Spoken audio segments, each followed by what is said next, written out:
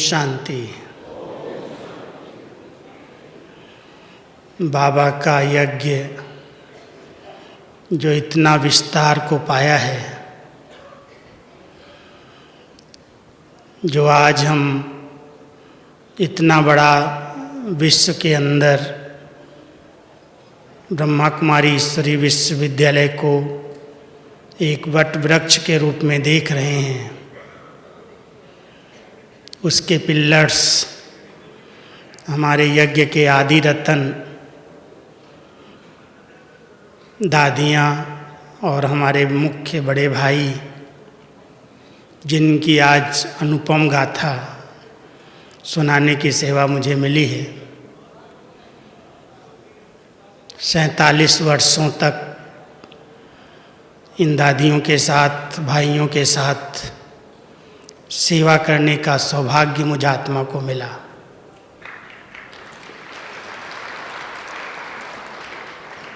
और बचपन भी दादियों की गोद में पला। अब बचपन की कहानी से मैं शुरू करता हूँ। जब मेरी लौकिक आयु केवल 4 वर्ष की थी, मुझे याद भी इतना नहीं है,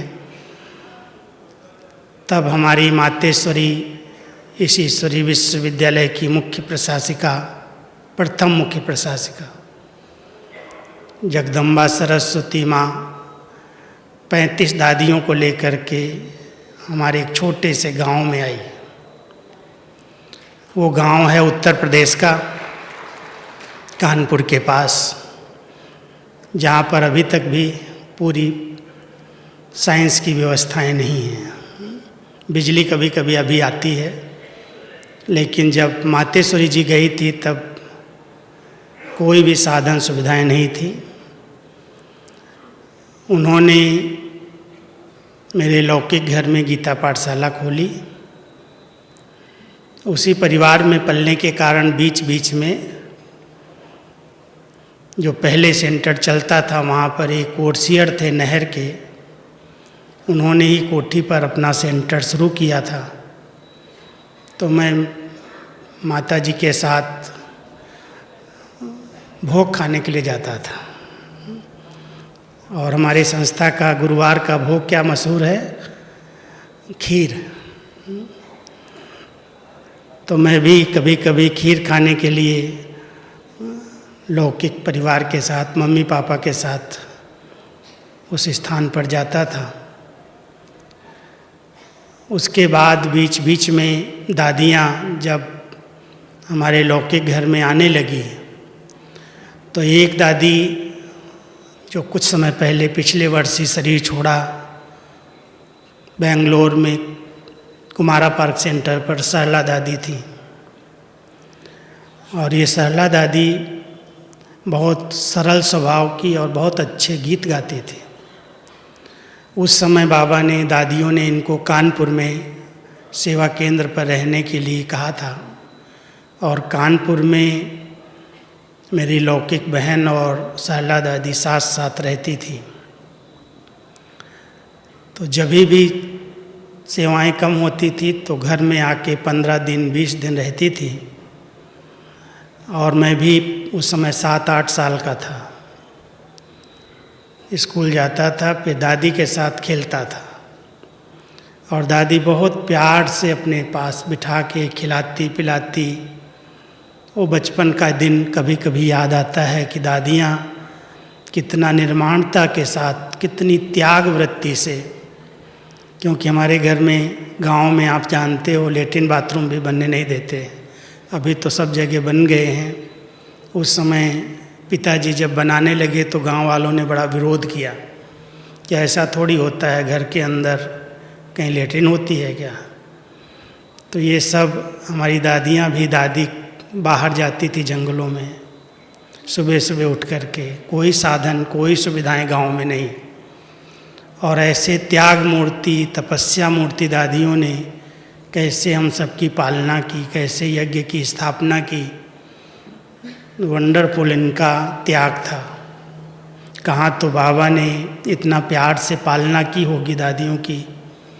तो कहते थे ओम मंडली में तो पिस्ता बादाम खाते हैं।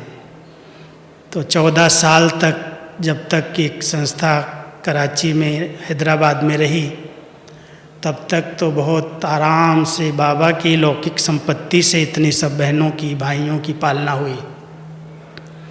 और उसके बाद 1950 में संस्था भारत आई,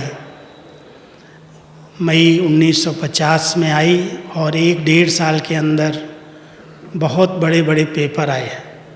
उसका कहानी अगर सुनाऊंगा तो उसका बहुत बड़ा विस्तार है, शायद सुना होगा पुरानों ने। हमारी मनोहर इंदिरा दादी बहुत प्यार से यज्ञ की कहानी सुनाती थी। बाबा जब यहाँ आए आबू में सब बहनों को लेकर, तो 1-1.5 साल के अंदर फुल बेगरी पार्ट हो गया। जो कुछ लाए थे खा पी के पूरा कर दिया, सेवाएं कुछ नहीं थी। तो बाबा ने इनमें फोर्स भरा कि तुम बच्चों के पास तो इतना बड़ा अविनाशी धन है, इस धन को बांटो, वो धन तो इसके पीछे अपने आप आता है।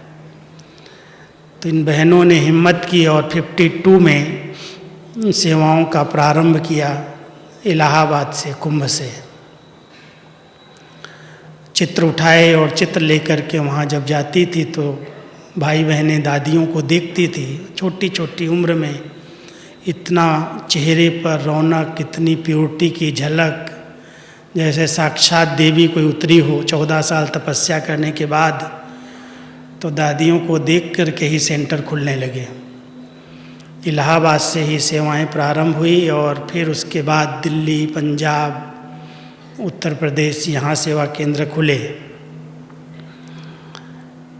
लेकिन दादियों का जो त्याग था, तपस्या थी, सेवा भावना थी, और विशेष करके 3 बातों से मैंने बहुत नज़दीक से देखा दादियों का प्यार रहा। मैं नाम सहित बताऊंगा कैसे किसने उस प्यार को प्रकट किया। एक तो मधुबन घर से बहुत प्यार था, बहुत प्यार था। दूसरा बाबा से जिगरी प्यार था, और तीसरा बाबा की पढ़ाई से। हर एक के अंदर मैंने देखा, एक दिन भी बाबा के अव्यक्त होने के बाद किसी ने भी रिवाइज कोर्स की मुरली को भी मिस नहीं किया होगा। और ड्रामानुसार ये सेवा मुझे बाबा के घर में मिली। सिर्फ मुरली की सेवा नहीं मिली, लेकिन मुरली के साथ साथ कुछ स्थूल सेवाएं भी थीं, और जो दादियों की आपस में मीटिंग्स होती थी, क्लासेज होती थी, उनको नोट करने की भी सेवा मिली कि तुम भले बैठो दादियों के बीच में आके किनारे बैठ जाओ, और जो भी हमारी वर्कशॉप चलती है, क्लास होती है, सब नोट करो, और नोट करके टाइप करके सार रूप में लिख करके देना। तो मेरी ये रोज़ की सेवा थी। और दादियों के साथ कर्मणा सेवा में भी मैं सदा हाँ जी करता था। इसलिए सब प्रकार की स्थूल सेवाएं में भी साथ दिया, मदद की। तो दादियों का बहुत प्यार, दुलार, पालना मिली। एक दादी से मैं शुरू करता हूँ, शायद किसी ने उनका नाम सुना हो, पुराने अगर कोई होंगे। उनका नाम था जवाहर दादी। और जवाहर दादी को मैं किस लिए याद किया आज? जवाहर दादी पांडव भवन में कुछ समय के लिए आई थी, और मैं समझता हूँ उत्तर प्रदेश के किसी सेवा केंद्र पर वो इंचार्ज थी, वहाँ सेवाएं शुरू की थी। तो एक बार दादियाँ उस समय जब बेगरी पार्ट से मधुबन से गई, तो उनको कुछ भी मिलता था खाने के लिए, पहनने के लिए, तो वो खुद के लिए नहीं करती थी, वो उठा करके यज्ञ में भेज देती। मधुबन में बाबा के पास भेज दो, वहाँ बहुत बच्चे हैं, वो खाएंगे। तो उस दादी ने बड़ा एक खेल किया। उसके पास इतना बड़ा कोई तरबूजा दे के गया। तो तरबूजा मैं इतना बड़ा क्या करूँगी, कैसे खाऊंगी, ये मैं बाबा के घर में भेज दूँ तो वहाँ सब खाएंगे बाबा के साथ। कैसे भेजना उसको कोई ज्ञान नहीं है, उसको कुछ पता नहीं था।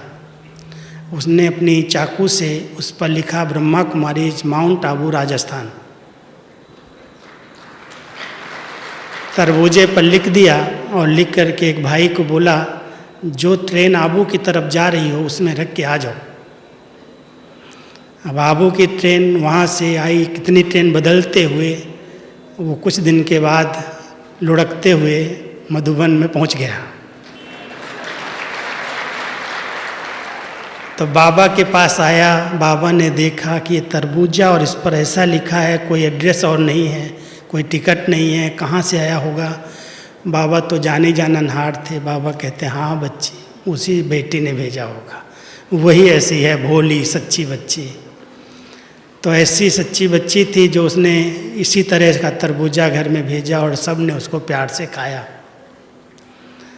जब वो मधुबन में आई, जब यहाँ रह रही थी तो मेरी सेवा थी सबको कमरा देने की और सबके बिस्तर पहुँचाने की। और बिस्तर उस समय होते थे बड़े बड़े होल डाल, और सबको लाना होता था। अभी तो मधुबन में सब साधन मिल जाते, उस समय तो कोई मधुबन में आता था तो अपनी बाल्टी, मग, अपना बिस्तरा, अपना सब कुछ साधन लेके आता था और वो उठा करके उनके कमरों में ले जाना।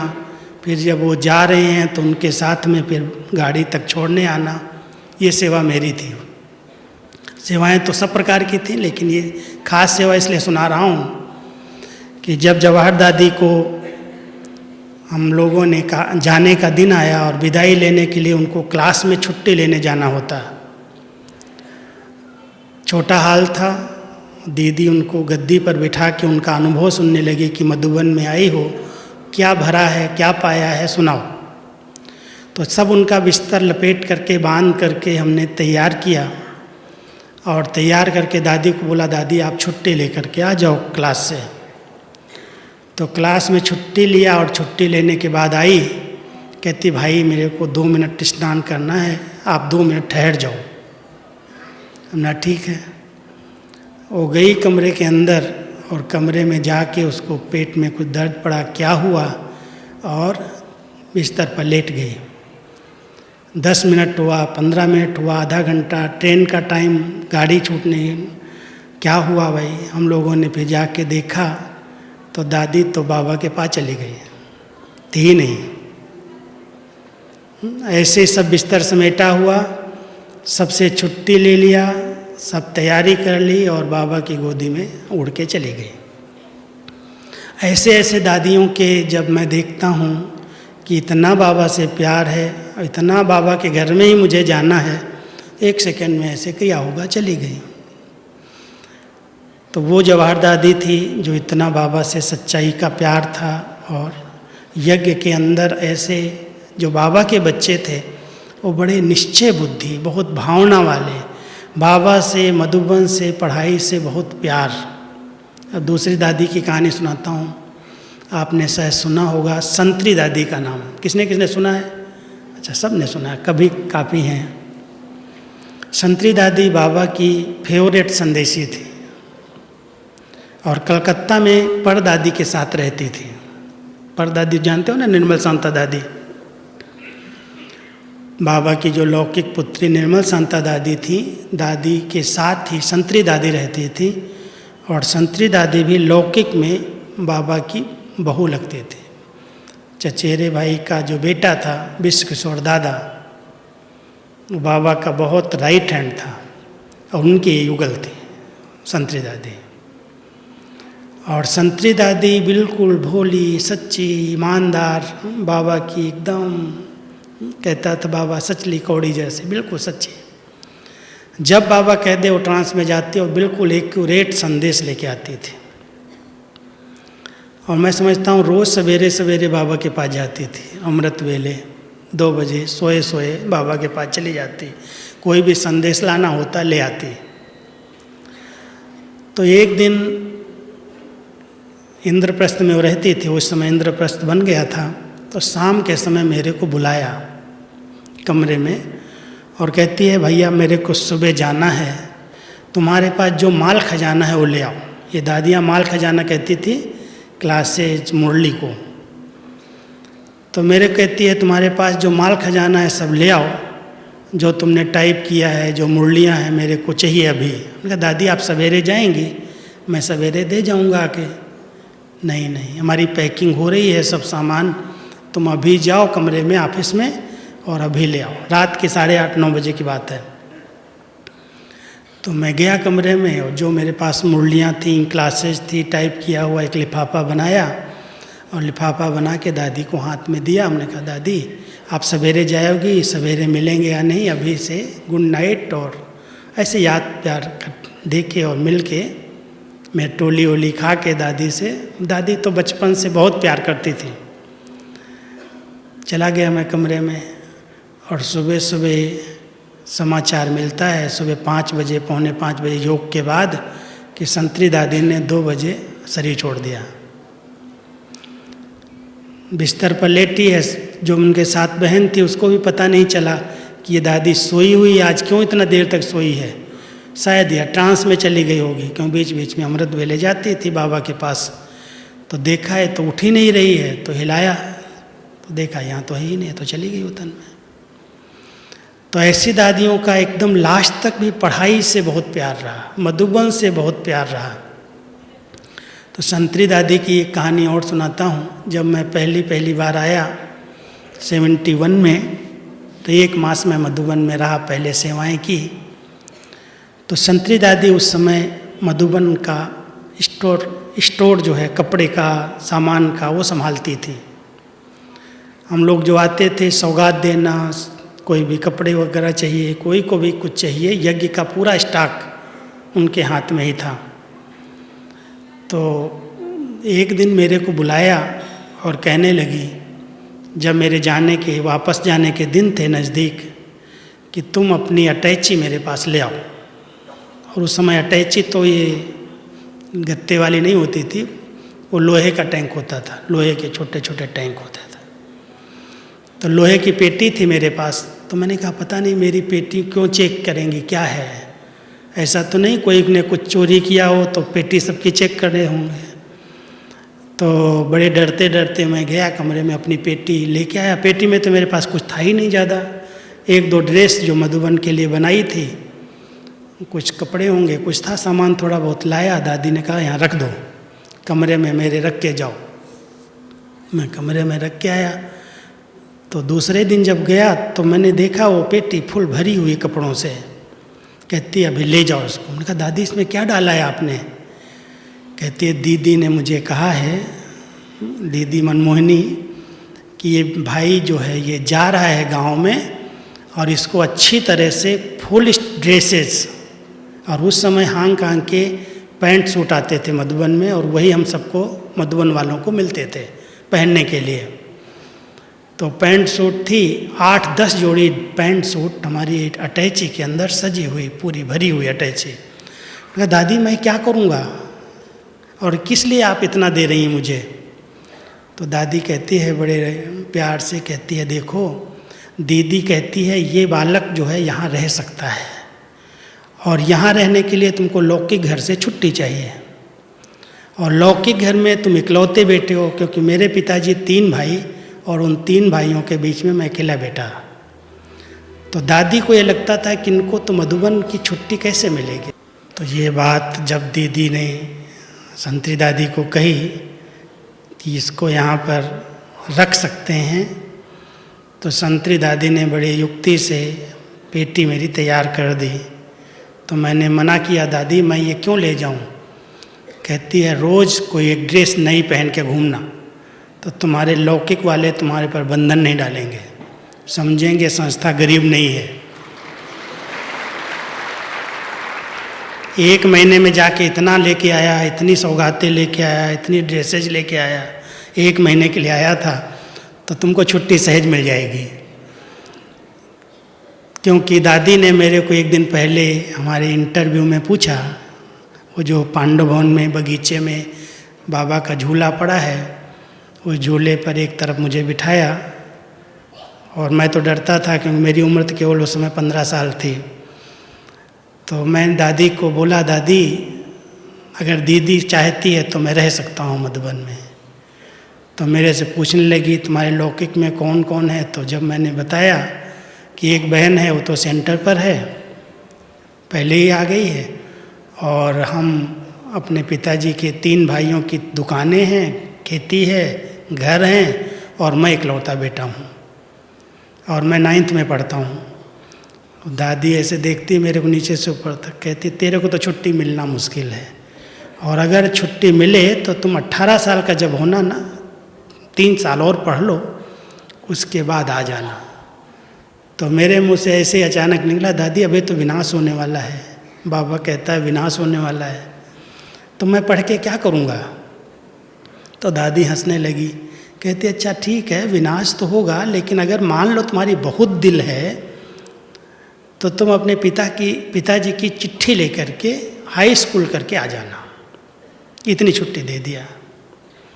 तो जब मैं गया तो उस समय 71 में लास्ट में ये बांग्लादेश वाला युद्ध पाकिस्तान हिंदुस्तान का हुआ, और उस समय तो आप सब जानते जो होंगे उस समय कि शाम के समय सायरन बजता था और ब्लैकआउट हो जाता था। जहाँ मैं पढ़ता था वहाँ इतना भय था, पता नहीं कहाँ पर कोई बम गिराएगा, कभी क्या होगा।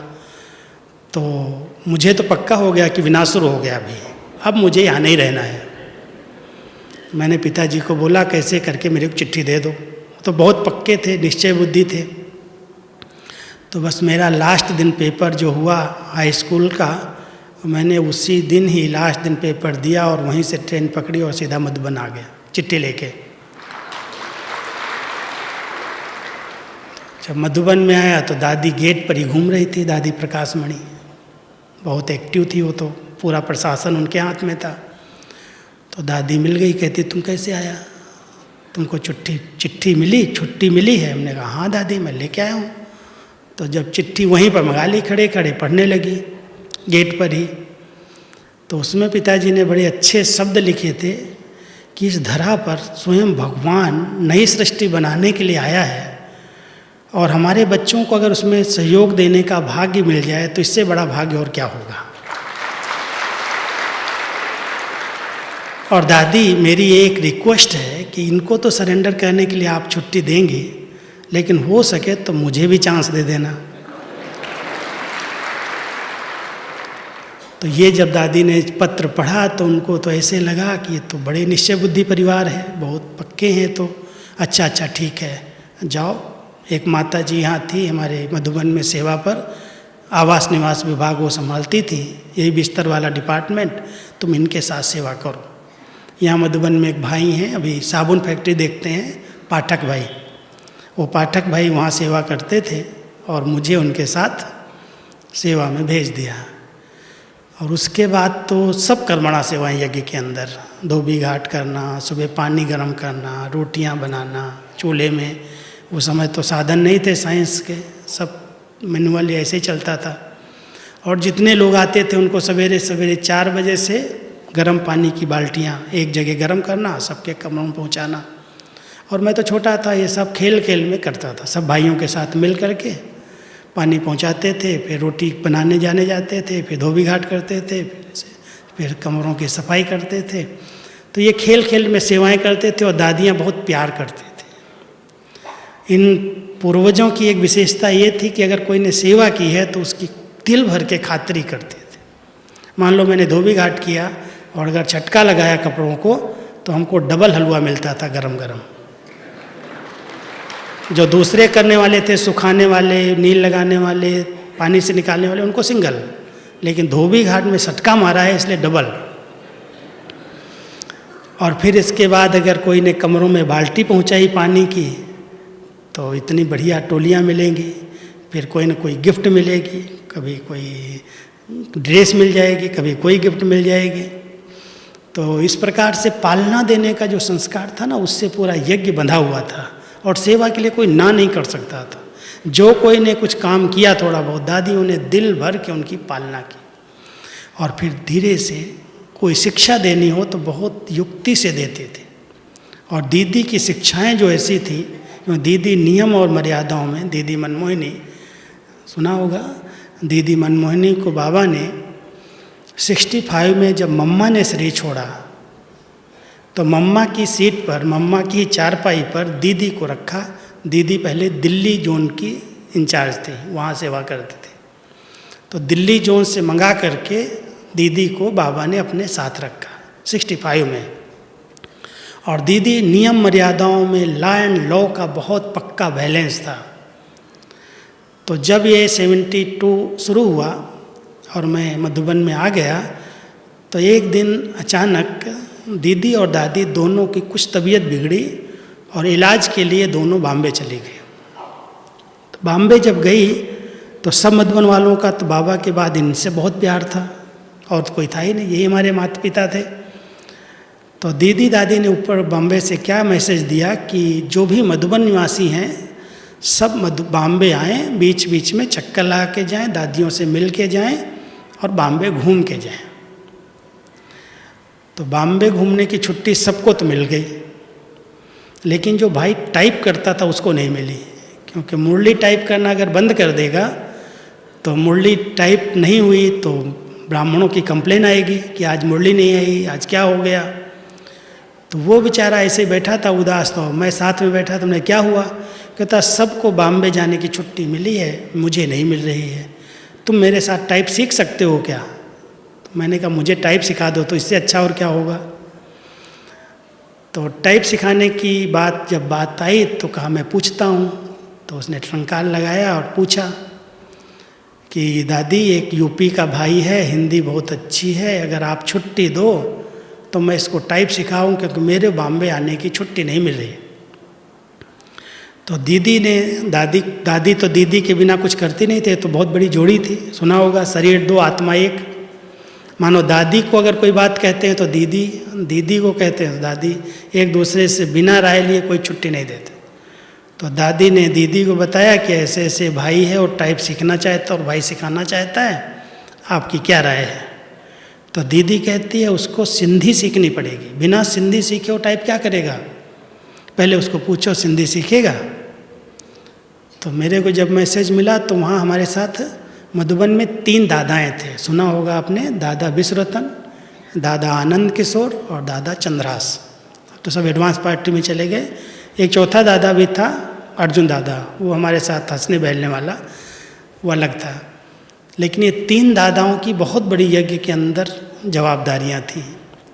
दादा विश्वरतन के अंदर जो एक्यूरेसी और जो बाबा के यज्ञ की प्रति वफादारी, ईमानदारी, उसके कारण सारा अकाउंट दादा देखता था और सब स्थूल सेवाएं, कर्मणा सेवाओं की जवाबदारी उनके ऊपर थी, चाहे रोटी बनाने की, चाहे धोबी घाट की, चाहे सफाई की।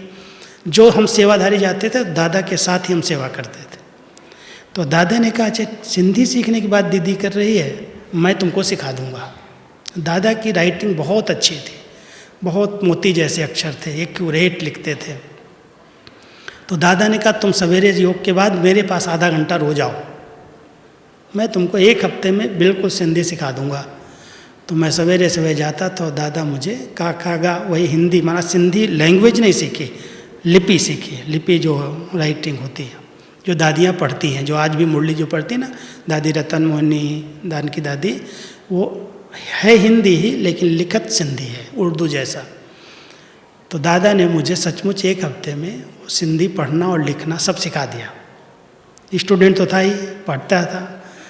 और फिर मैंने टाइप सीख लिया। तो जब दीदी दादी वापस आई तो बोला तुम टाइप और सिंधी सीख गए? हमने कहा हाँ दादी मैंने सीख लिया। और दीदी क्लास नहीं, स्कूल नहीं पढ़ी थी, लेकिन दीदी जो क्वेश्चन आंसर निकालती थी वो बड़े वंडरफुल, और उनकी अपनी शॉर्ट हैंड थी। जैसे लक्ष्मी नारायण लिखना है तो L और N लिख दिया, ड्रामा लिखना है तो D लिख दिया। तो उनकी शॉर्ट हैंड जब मेरे हाथ में दिया, उन्होंने कहा पढ़ो, तो मैं 1 लाइन भी नहीं पढ़ पाया, कुछ नहीं पढ़ने में आया। हमने कहा दीदी ये किसने लिखा है, ये तो सिंधी नहीं है। बोली क्या है, मैं तो सिंधी में लिखा है। लेकिन दीदी बहुत रमणीक थी, कहती है मैं जानती हूँ, मैं भी कभी कभी नहीं पढ़ पाती हूँ। तो एक दूसरी दादी थी, अभी शरीर छोड़ा पिछले 2-3-4 महीना पहले, हमारी कमलमणि दादी। और कमलमणि दादी अभी कृष्णा नगर में रहती थी, दिल्ली में लास्ट में, लेकिन वो मधुबन में सब प्रकार के नोट्स लेती थी और दीदी की राइटिंग सब पढ़ना जानते थे। तो दीदी ने कहा कि कमलमणि को पकड़ो, उसको अपने साथ ले जाओ कमरे में, ऑफिस में, और उसको बोलो तुम मेरे को पढ़ के सुनाओ। तो दादी कमलमणि मुझे ऑफिस में मैं ले आता था। बहुत सीधी सादी दादियाँ, बहुत सरल नेचर वाली, कोई ऐसे नहीं मैं क्यों तुम्हारे पास चलूँ, मैं क्यों बैठूँ, नहीं। जो कहा वो मानी। तो आई दादी आती थी रोज़, और फिर मैं कहता अब दादी पढ़ो, मैं टाइप कर लेता हूँ। ऐसे पढ़ते पढ़ते दादी के साथ बैठ करके मैंने सब कुछ सीख लिया, पढ़ना, दीदी की राइटिंग, क्वेश्चन आंसर निकालना, बनाना। तो दीदी ने ऐसे मेरी पालना की। दीदी की 3 शिक्षाएं मैं सुनाता हूँ, क्योंकि शिक्षाएं तो इनको जानना, क्यों इतना बड़ा यज्ञ इतना प्रसिद्ध हुआ और इतना निर्विघ्न चला, उसकी 3 मुख्य धारणाएं बताता हूँ मैं आपको। जब मैं पहली बार दीदी से मिला, तो दीदी जब सरेंडर हुआ, मधुबन में रहने लगा, तो मेरे कहती है तुम यहाँ आए हो, एक बात का ध्यान रखना। जरूर दीदी, आप जो कहेंगे। संग का ध्यान रखना। मेरे अंदर क्वेश्चन उठ गया। मैं कलयुग का संग, लड़कों का संग, स्कूल का संग तो छोड़ के आया, अब मधुबन में आने के बाद संग का ध्यान रखना, ये क्या शिक्षा मिल रही है? हमने कहा दीदी किसका संग? मधुबन वालों का। तो हंसने लगी, कहती है भाई यहाँ भी 2 प्रकार के बच्चे हैं। एक तो हैं जो बाबा के प्रति बहुत समर्पित भाव से आए हैं, जिनका पढ़ाई पर, योग पर ध्यान है, और एक हैं जो सिर्फ खाते हैं, कपड़ा पहनते हैं, लेते हैं और सेवा करते हैं। वो हैं सफ़ेद ड्रेस वाले नौकर। सफ़ेद ड्रेस लेते हैं, पैसा नहीं लेते हैं, समर्पित भी हैं, लेकिन अगर उनका पढ़ाई पर ध्यान नहीं है, अगर वो अमृत वेला योग नहीं करते हैं, तो ऐसे लोगों के साथ बैठना नहीं, उठना नहीं, बात नहीं करना। और अगर कोई भी यज्ञ के विषय में, दादियों के विषय में, मुरली के विषय में व्यर्थ चिंतन पर चिंतन करे, तो उसके संग से बच के रहना। ये पहली शिक्षा मिली। आप सब ध्यान देना इस बात को। अगर आपके क्लास के अंदर कोई ऐसे स्टूडेंट हैं जो सेवा बहुत कर रहे हैं, हर प्रकार का काम कर रहे हैं, लेकिन किसी न किसी की कमी निकालते हैं, कभी न कभी मुरली पर ध्यान नहीं देते हैं, अमृत वेला नहीं करते हैं, सिर्फ सेवा करते हैं, तो बाबा हमारी दीदियों ने सिखाया उस संग में कभी नहीं जाना, नहीं तो आपकी उन्नति नहीं होगी। एक शिक्षा मिली। दूसरी बार एक दिन ऐसे ही बैठा योग कर रहा था, क्योंकि दीदी अमृत वेला खुद योग कराती थी, किसी को नहीं कहती थी, कहती मैं कराऊंगी।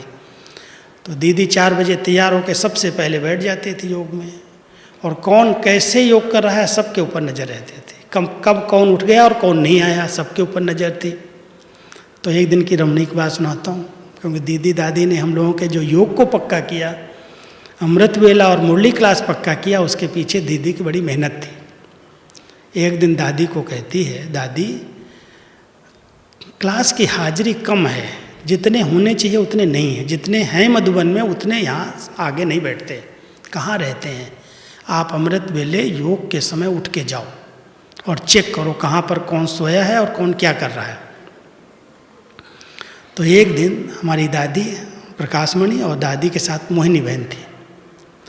तो दादी और मोहिनी बहन दोनों ही सुबह 4:30 बजे उठी, योग से, हाल से, छोटे हाल ही था, स्टे हाल, वहाँ से निकली और सीधा ही हमारे कमरे जहाँ थे, लाइट हाउस, उसमें 5 कमरे थे और हम वहाँ 25 भाई रहते थे, एक कमरे में 5-5। तो सीढ़ी पर चढ़ने लगी, तो हम लोग भी थोड़ा 10-15 मिनट पहले योग से उठ के गए थे, तो ब्रुश कर रहे थे, बाहर खड़े थे। तो दादी और मोहिनी बहन ने क्या किया, अपनी साड़ी का पल्लू का घूंघट बनाया और घूंघट निकाल के ऐसे, और दोनों सीढ़ी चढ़ रही थी। तो हम लोग जोर से वहाँ से ऊपर से चिल्लाए, अरे माताएं, तुम भाइयों की तरफ क्यों आ रही हो, ये भाइयों के कमरे हैं। तो दादी ने ऐसे देख के ऐसे आंख दिखाई, चुप, बोलना नहीं। ऐसे बोला तो हम समझ गए आज दादी और इतनी सवेरे 4:30 बजे क्या चेकिंग होगी पता नहीं। आई, कहती आओ मेरे साथ, कौन कौन सोया है नोट करो, नाम लिखो, उठाना नहीं किसी को, जगाना नहीं किसी को। और फिर 5 कमरों में चक्कर लगाया, देखा कौन कहाँ सोया हुआ है, कौन क्या कर रहा है, और सबके नाम नोट किए और चली गई चुपचाप। एक सीढ़ी से आई, दूसरी सीढ़ी से उतर गई। उतरने के बाद वो लिस्ट दीदी को दे दिया, क्योंकि दीदी से सब डरते बहुत थे नियम मर्यादाओं में। दीदी बहुत सीधी सीधी शिक्षा देती थी, कोई से डरती नहीं थी, लॉ ला फुल बैलेंस वाली। तो दीदी के हाथ में लिस्ट गई। जब नाश्ता वगैरह पूरा हो गया तो दीदी के पास घंटी रहती थी, और घंटी बजाते ही पहरे वाला आता था, पहरे वाले को बोलती थी फलाने भाई को बुला लो, फलाने को बुलाओ, फलाने को बुलाओ। जैसे हाजिरी होती ना, ऐसे ही बस शुरू हो गई। अब जिसके पास वो पहरे वाला पहुँचे, बुलाए, दीदी बुला रही है, उसका हाल खराब, उसको पता चल गया था चेकिंग हुई है। फिर दीदी के पास, दीदी बहुत प्यार से बोला, अच्छा आओ बैठो बैठो, अपने बाजू में बिठा लेती। फिर पूछती है, आज तुमने नकीले का सैर किया? हाँ दीदी किया। नाश्ता किया? हाँ दीदी किया। तबीयत ठीक है? हाँ दीदी ठीक है। अच्छा तबीयत ठीक है, नाश्ता किया, नकीले की सैर भी किया, सब कुछ किया, अमृत वेला क्यों नहीं किया? और अमृत वेला नहीं किया तो ब्राह्मण क्यों कहलाते हो? समर्पित बच्चे और अमृत वेला मिस करें, ठीक नहीं है, ये लक्षण ठीक नहीं है। यज्ञ में अगर रहना है, सेवा करनी है, पक्के बच्चे बन के रहना है, तो अमृत वेला और मुरली क्लास, यही तो दो तुम्हारे ब्राह्मण जीवन की उन्नति के साधन हैं। और यही तुमने मिस किया तो फिर यहाँ रहने का क्या फ़ायदा है? इससे तो जाके बाहर नौकरी करो। ऐसे प्यार से समझा करके फिर कहते थे, अच्छा आगे के लिए ध्यान रखना, आज अभी टोली खिलाती है दीदी, कोई बात नहीं, अभी तक जो हुआ भूल जाओ, आगे के लिए अपसेट नहीं रहना। ऐसे प्यार से टोली खिलाई और भेजा। ये दूसरी शिक्षा थी। तीसरी, एक दिन हम योग कर रहे थे तो हम, मुझे खुद पर्सनल बुलाया, कहते इधर आओ, तुम योग कैसे करते हो? तो दीदी बोला जैसे सब करते हो वैसे मैं भी करता हूँ। कहती वो तो ठीक है, लेकिन बताओ तो कैसे करते हो? ना दीदी, मैं अपने को आत्मा समझ के बाबा को देखता हूँ, बाबा को याद करता हूँ। कहती है ये बताओ, तुम गोपी बन के याद करता है या उद्धव बन के याद करता है? अब मैं सोच में पड़ गया, हमने उद्धव की कहानी तो जानता नहीं था इतना। दीदी वो क्या होता है?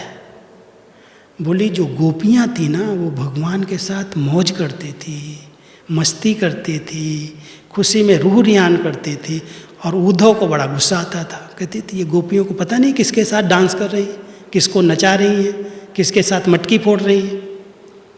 उसका योग सूखा योग था उद्धव का।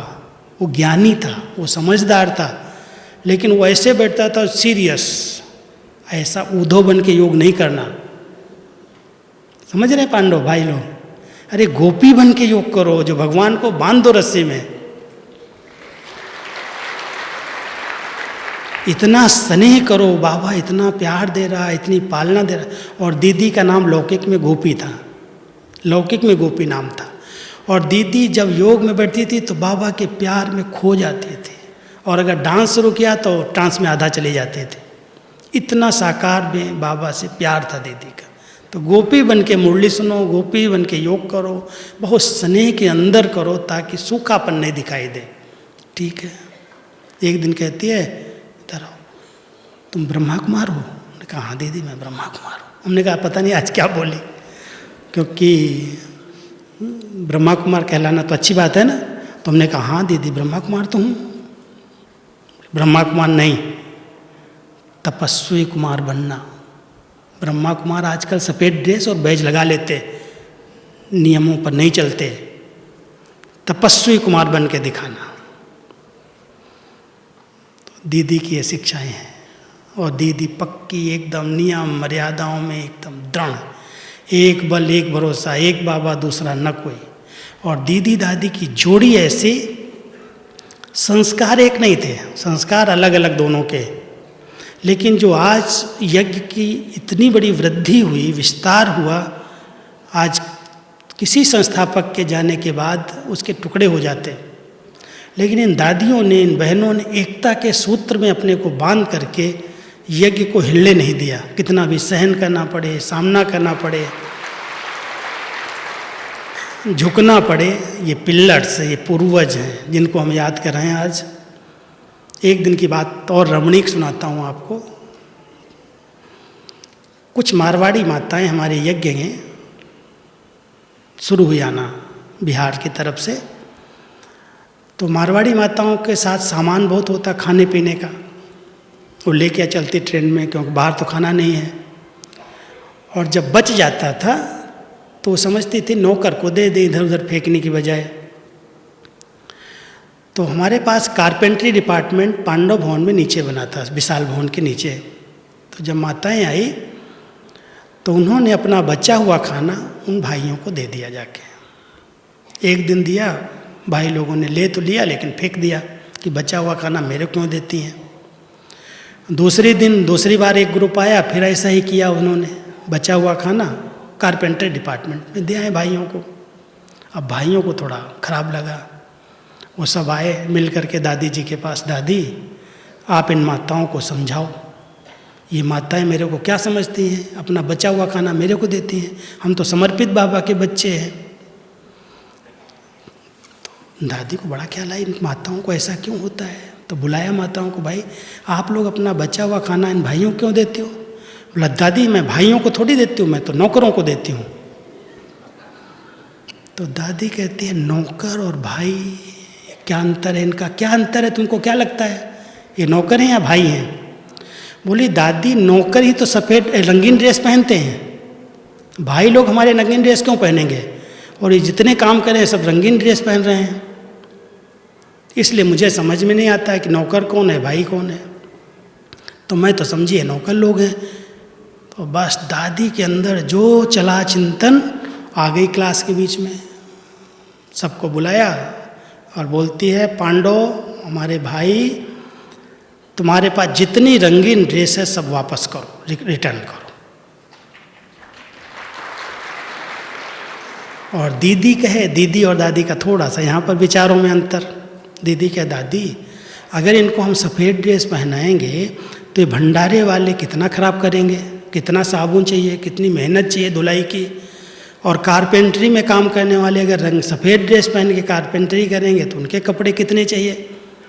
दादी कहती कितना भी देना पड़े, 5 ड्रेस 6 ड्रेस 8 ड्रेस कितनी ख़राब करेंगे, दादी देगी लेकिन इनको नौकर के रूप में नहीं देखेगी।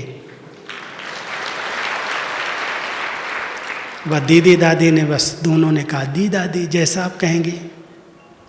सब के हम लोगों के पास जितने पैंट सूट मिले थे ना सबके पास सब सरेंडर हो गए एक दिन में ही। और बस कुर्ता पजामा मिला, ड्रेस मिल गई दोनों की तरफ से। उस दिन से लेकर के आज तक मैं समझता हूँ 35 साल होने वाले होंगे, 35-36 साल रंगीन ड्रेस नहीं पहनी।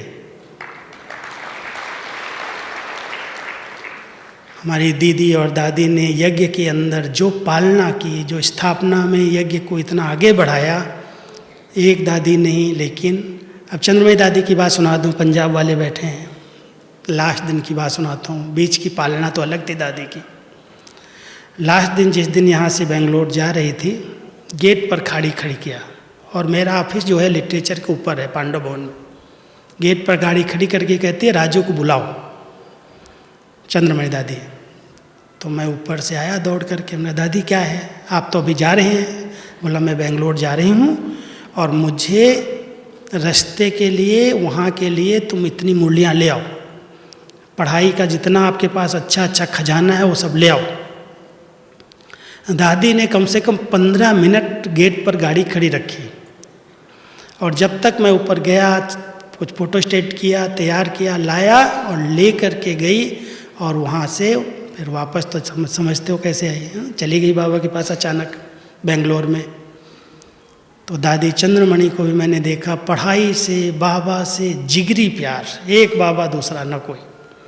तो इन दादियों ने जो यज्ञ की इतनी नींव मजबूत की, एक एक पिल्लर बनी, वंडरफुल दादियाँ थीं, एक होके रहीं, एक दूसरे को सम्मान दिया, और एक दूसरे को जो दादी ने कहा, जो दीदी ने कहा, एक भी दादी ने कभी कट नहीं किया कोई बात।